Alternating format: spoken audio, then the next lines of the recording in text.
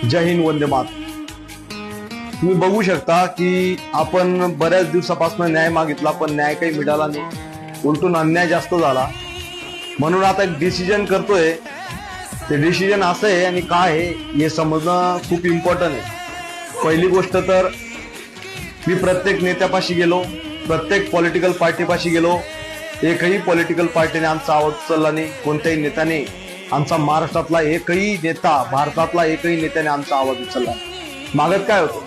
शोषण. एक सैनिकाला हे न्याय देऊ शकत नाही तर तुम्हाला काय न्याय देणार? आणि हा, कार्यकर्त्यांना बी हात जोडून विनंती करतोय की तुम्ही कार्यकर्ता बनतायत पण दिशाभूल देशाची करतायत. म्हणून देश हा कोणत्या स्थितीला येऊन पडलेला आहे सर्वांना सोडून गेलेला आहे. राहिली गोष्ट, आता बरेचसे लोक म्हणत होते की चंदू भाऊ तुम्ही अकॅडमी खोला, कोणी म्हणे संघटन ओपन करा, कोणी म्हणे काहीतरी जॉब कर.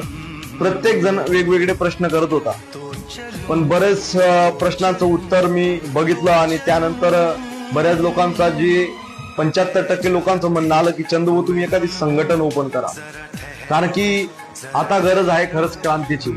कारण की कोणताही सैन्यामधून जवान देशभक्ती या क्रांतीने आणू शकत, पण हा क्रांती पॉलिटिकल लीडर, नेता हे जाणू शकता. म्हणून आता डिसिजन घेतोय की मी एखादी संघटन ओपन करू. त्या संघटनाला आपल्याजवळ पहिलेच आपण कर्जबाजारी, मी तर माझं घर चालवायला मला पैसा नाही तर संघटन कुठून चालू, हा प्रश्न निर्माण आहे. पण तुम्हाला एक सांगू शकतो की आपण, मला जसं तुम्ही पाकिस्तानामध्ये होतो, मला आणण्यासाठी जसा प्रयत्न केला, देवाला प्रार्थना केली, त्याच पद्धतीने माझं बी एक कर्तव्य बनतं की आता जी गुलाम झालेली जनता आहे तिला आजाद करण्यासाठी हा पाऊल मला घ्यावा लागणार आहे. म्हणून तुम्ही मला कॉमेंट द्या जास्तीत जास्त. त्या कॉमेंटवर मी अजून थोडा विचार करेल. कारण की भरपूर गोष्टी आहेत ज्या गोष्टी मी मनातल्या अजून काढू शकत नाही. पण प्रयत्न एकच आहे की पहिला व्हिडिओ मी सोडतोय, त्या व्हिडिओ मध्ये मला उत्तर द्या.